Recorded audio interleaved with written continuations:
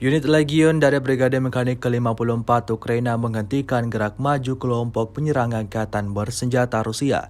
Rekamannya ramai beredar di media sosial Telegram pada Senin 30 Januari 2023. Menggunakan bantuan pesawat tak berawak, militer Ukraina berhasil mengidentifikasi posisi pasukan lawan yang sedang beroperasi.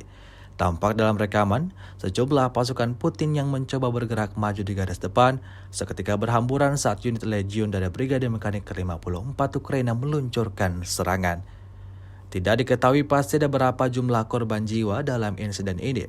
Kendati demikian, rekaman ini telah menuai beragam komentar dari warganet.